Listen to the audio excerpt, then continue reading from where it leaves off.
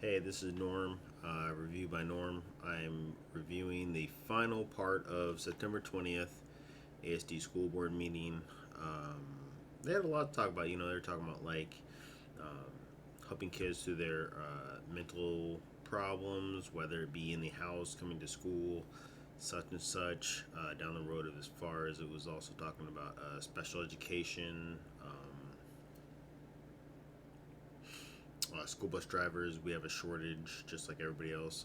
Funding shortage, so on and so forth. And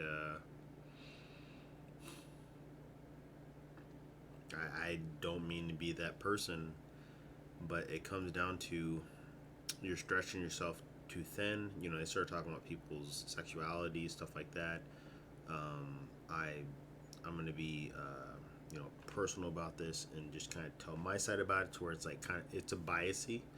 Um, I'm never going to talk to somebody else's kid that's talking about, whether it's a physical dude trying to be a woman or a physical woman trying to be a dude.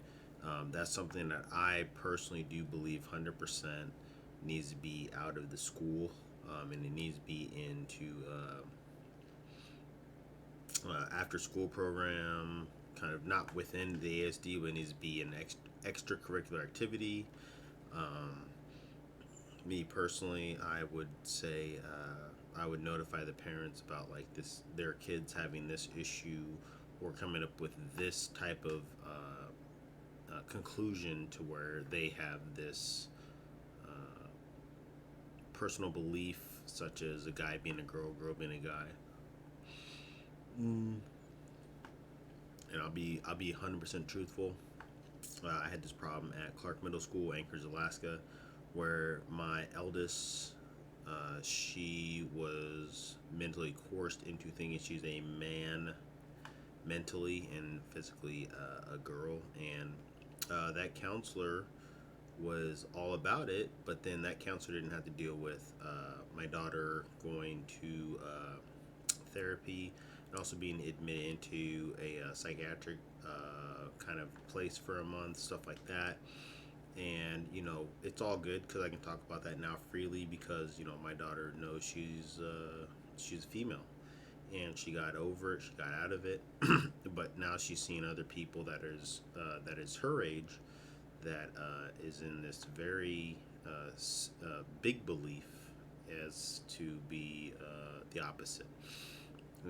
I have to say that is very alarming, because I would never teach or coach anybody else's kid about any subject without the other parent knowing, without their parent knowing, their father or mother, stuff like that. And that was something that was very alarming, that was not critiqued in or even talked about within this. They were like, "Oh, we have to do what we need to do for these kids, and these kids." And my question is, how many of them have kids? That's a very big question for me. And I always lay it down to this. If I'm going into war, am I going to listen to the person that? Do I want to listen to the person that has been through all of college, all through the programs, never been in a war, and now they're going to lead a battalion? Or am I going to listen to the person that served two, three, four, five missions deep? They've been in this situation already for 3 years. Am I going to listen to the person that has physical training, or am I going to listen to the person that has um, knowledge training? And that's the part of the situation that I do find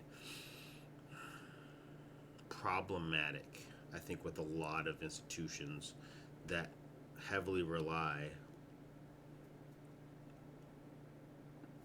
on academics and not on actual um, uh, hand knowledge. Me personally, I am an auto detailer. I know cars in and out, and if you're gonna come at me with a problem as far as your car and stuff like that, I'm going to have actual first world knowledge, I guess you're gonna say, or third world, however you want to sum it up. Is I have been in the sticks of things, to where if you have a rust problem, I can guide you through it. If you're gonna have a electrical problem, I can run you through it. whatever of automotive. But that's the problem that I'm seeing with a lot of people that dictate within this ASD school board is they're so pie in the sky to where they actually can't level out with people that don't have the money to get their kids clothes. They don't have the money to spend time with their kids because they have to work 12, 13, 14-hour days. That is the way the United States is right now. You know, there's other countries that do 8-hour days. Enough funding, socialist system, um, or democratic system, stuff like that. We're a Republican system. I find it very alarming how they're trying to course this country into a democratic and we're a republic. You need to take a vote. You need to do all this stuff. The problem is if you have too many people on one side or too many people on the other that have a very disbelief situation. As I listened and kind of wrote in my notes as far as listening to this topic and this whole board meeting, it's, I mean, I don't mean to be rude, but it's a lot of garbage. It's a lot of kick the can down the road. They keep talking about there's a deficit, there's a deficit. We all know it's a deficit. The question is, what are you doing to minimize the deficit? And that's just like what people have to do in the real world. You know, it's like I run a business. My wife has a job. We have kids. I can't do lavish spending because then we don't have food, we don't have gas, we can't pay rent, electric, insurance, everything. And the thing is that running a business or even like a job, like if you're a manager or an executive, white collar job, if you had a deficit of $68 million, let's round it down. If you had a company that was making $4 million a year and then there was a deficit of 680 million or $680,000 deficit, your butt's on the line. Your butt's on the line. And the problem I have with this is nobody's butt's on the line. Nobody is really thinking of how to correct this problem. And that's my problem. My problem is that through this whole almost 3-hour context, nothing was said that's fixing a problem. Nothing. And that's alarming. That's a problem. And this is where I tell a lot of people is your school board, like our school board, cares, but they also don't care. Because there is no way I'm going to sit on any type of board meeting in my business or even when I was working for a job and sit there and not have stuff written down, not have a plan of action, not have a situation of, hey, we're going to try this, this, and this. But instead, it was just, oh, we're dealing with this, we're dealing with that. It was like, I don't want to be rude to these adults. It was like listening to my children when I said, how are you going to fix this problem? Like, well, we've dealt with this, we dealt with that, blah, blah, blah. And it was like just listening to like a head bob of like, well, we ran into this, and like they're waiting for somebody else to help them figure out this situation. It's terrible. I would be fired. Like, I wouldn't expect my kids to listen to me anymore if I came home and they were like, hey, Dad, what's for dinner? Well, you see, what happened at work today was this.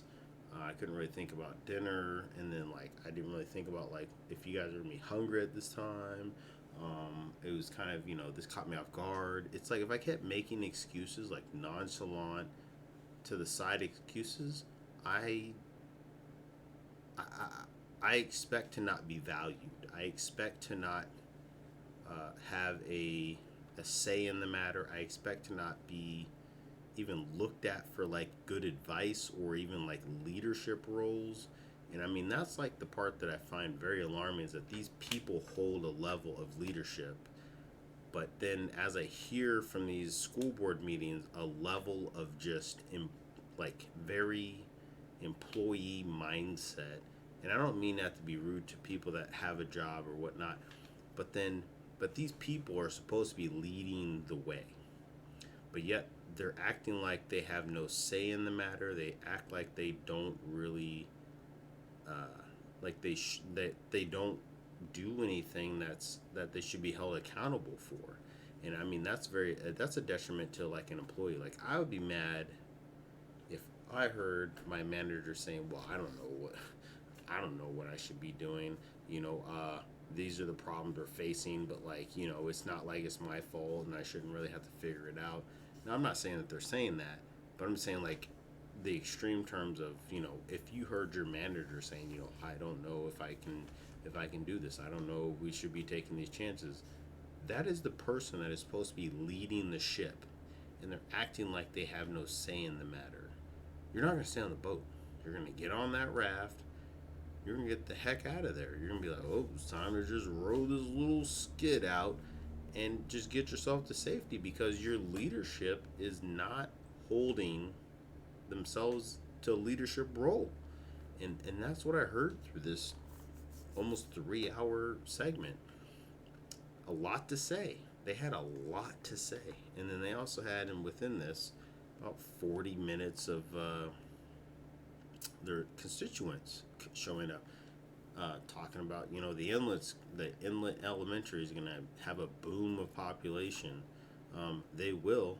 I can guarantee it's not going to be 100% savory, considering they're going to have a 40, 60 family apartment building being constructed, and so on and so forth. You know, I don't mean to be rude, negative, or like the bearer of bad news, but you can't have 100% greatness out of everything. And the other part about that is they alleviated judgment on parents. If your kid's coming into school cussing, fighting, or distraught, or just like overly emotional,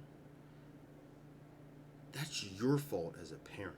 That's just like I should be blamed if my kids are punching people, biting people, not listening, and just just being a tyrant in the classroom where no kids can learn. Parents need to have a level of, what's a good word? You need to have a level of pride. Have pride that when you drop your kid off at school or your kid goes to school on their own, they're not going to showcase a level of disrespect or embarrassment when they come back home. I mean, I'll tell you a point right now. My daughter, my youngest one, went to school today, um, or yesterday, and the teacher said, "Oh, she was talking to people. She was playing with a toy. She wasn't listening. She was being, you know, just out of control. Blah blah." I said, "Cool." Got home, said, "Hey, Bridget, this is what was, you know, said to me by your teacher and your health teacher. Like, what happened?" Gave this kid a pencil because they needed a pencil. They chewed up my pencil. I was super pissed. Got it. And she's like, "Well, then I played with my fidget, my popper thing. It's like a fidget, not a fidget spinner, but it's like a popper. You just pop, pop, pop, pop, pop, and you flip it over and you keep popping." She's like, "So I played with that for a minute so I can calm down." Got it. So you had personal accountability is saying, "I don't want to lose my stuff mentally, so I'm going to play with this." Got it. She's like, "Yes. Great." You were talking during class. My friends were trying to wave at me because they were bored during class. I said, "Leave me alone. Please stop." So it was like, okay, so you weren't really talking. You were trying to guide other people. Cool. Boom. And that being said, I told my daughter, you know, good job. Thank you for being honest and stuff like that. Now, as soon as I hear from this health teacher or whatnot, that's when I make my basis. But I'll tell you right now, as a parent, that my kids don't get away with stuff. I'm here every night. I spend 2 hours with them, 3 hours with them sometimes, if I get done on time with work or if I don't overload myself. My kids see me every day, and that's the problem. there's parents that see their kids every day, but they don't want to deal with the BS. So they just go, "Oh, it's not your fault. It's their fault." Yup, I get you, and they just nonchalantly just get out of the circle to where they don't deal with the problems. 100%. So that's the problem I have with the school board is they're not willing to accept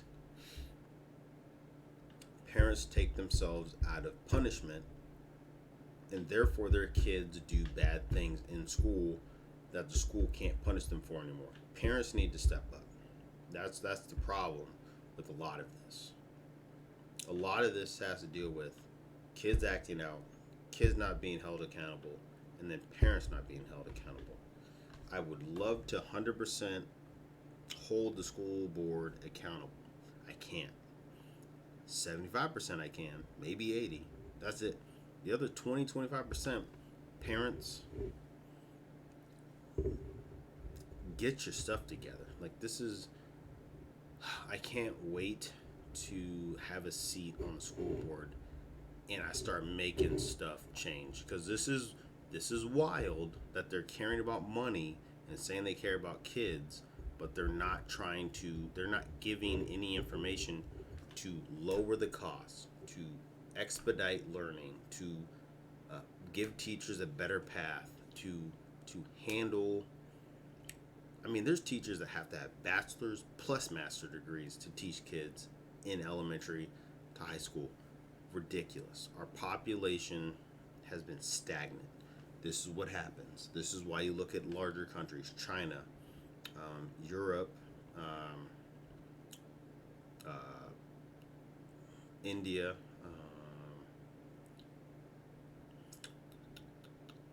South America. These countries are their populations are actually growing in some of these regions. Not all of them.